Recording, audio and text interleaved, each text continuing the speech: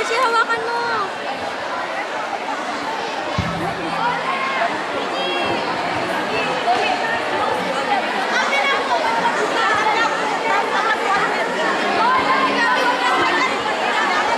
Ay, Diyos ko, Archie, bago. Tabingi na. Tabingi pa rin.